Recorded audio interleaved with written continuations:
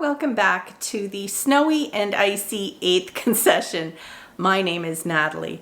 Well, I don't have any footage of the outside for you today or going to give the chickens their treat because I am not going. And that's not because the chickens don't deserve their treat, they do. But I've had a bit of an injury. Now, around here, I think Mother Nature is going through menopause or something. She's having these hot flashes. We had a few days of temperatures over zero, so above freezing, about 10 degrees even, which is crazy. And so all that snow started to melt. And then over the next night or so, it went down to minus 16 below freezing, and everything that had turned to like slush was now solid ice instead of snow, which is much more dangerous. And I think I've mentioned here on the channel before about black ice.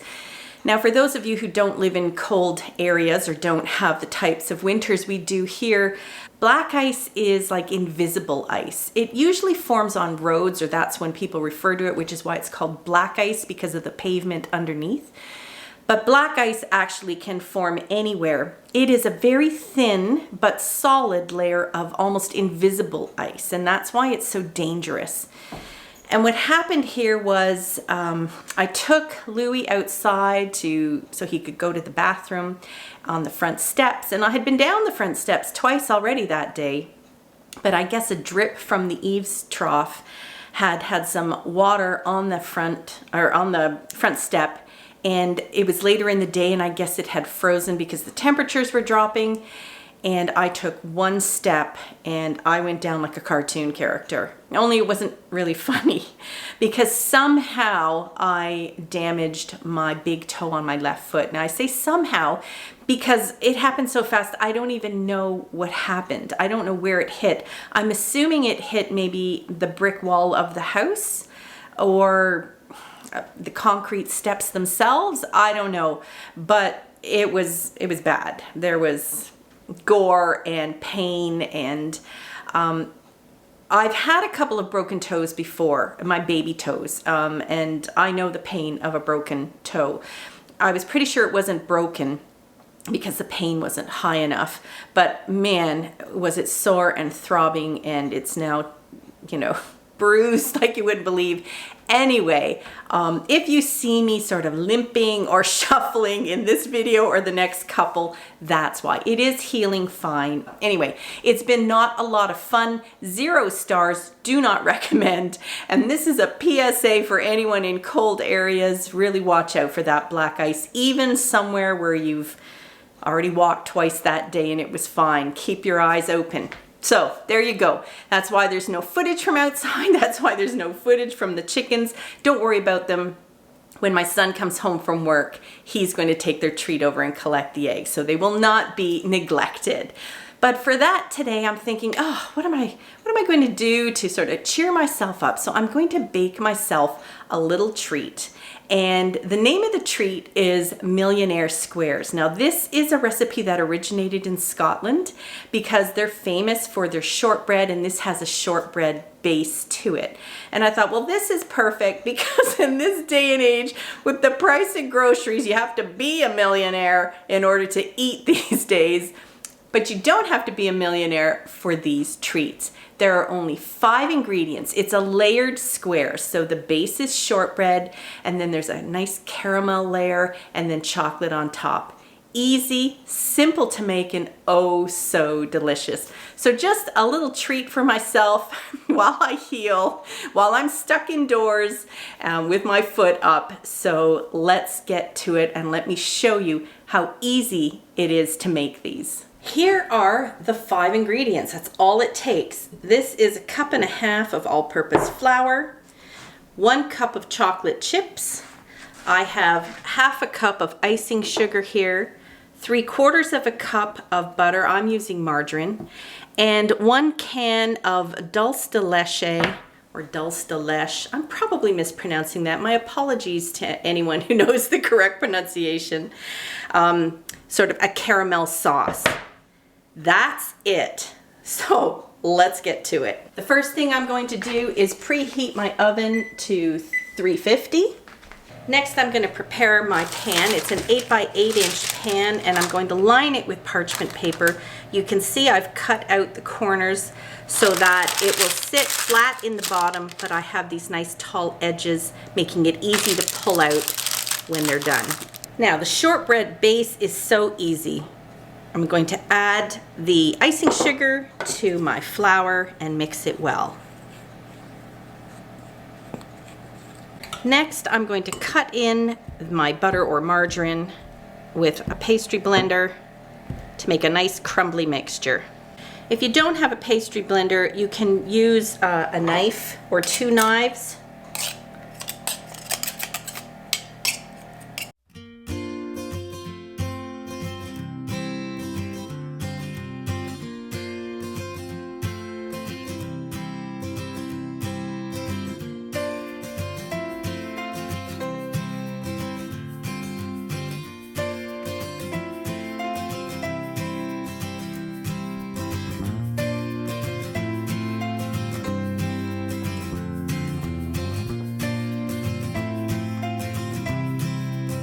This is what you're going for, this nice crumbly texture where everything is incorporated.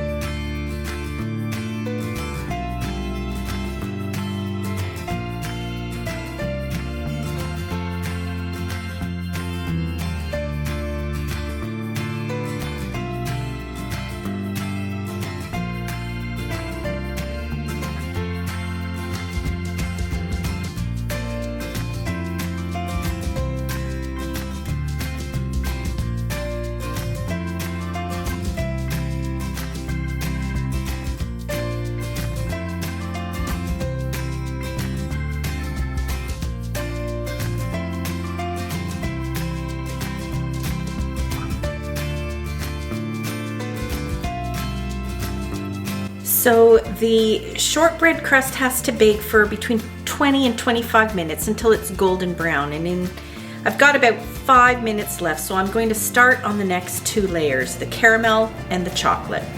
I'm going to melt my chocolate chips over very low heat. For the caramel, I'm just going to dump it. Then I'm going to bring it to a boil over medium heat, and once it's at the boil, stirring constantly, I'm going to cook it for 5 minutes until it's nice and thick.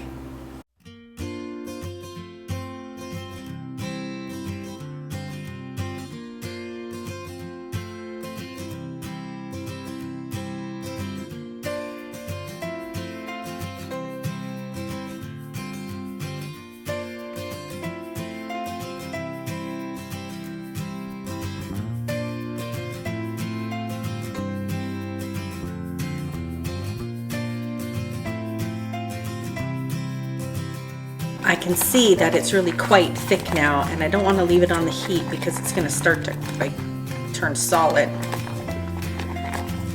I'm going to keep just a little bit back for drizzling over the top. And then we're going to add this layer.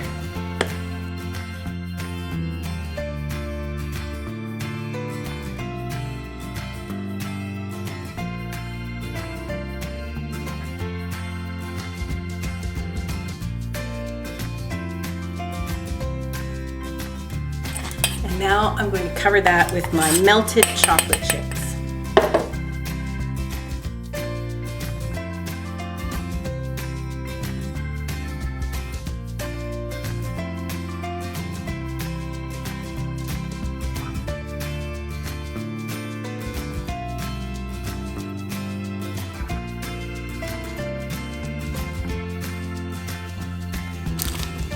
Now I wanted to drizzle this little bit of caramel left over, but it's a little bit thick. I'm going to add a bit of milk and see if that helps, because you can't drizzle it when it's in one piece.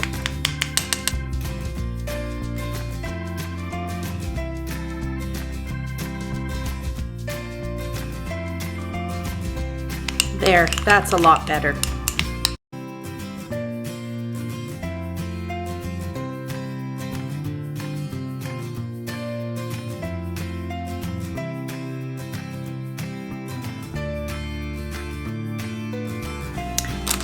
Now I'm going to put this in the fridge for a good long time to cool, and by that I mean about 3 hours. You want it really nice and firm before you try to cut it.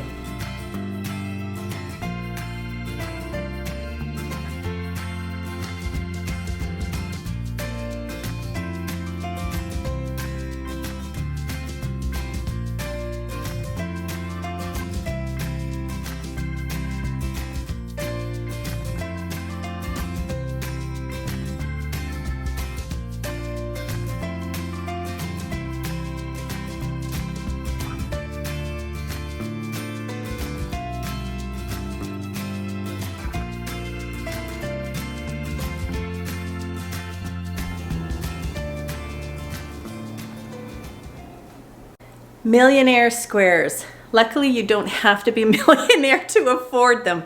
5 ingredients, very simple to make, and a delicious treat. Hope you give them a try. Bye for now.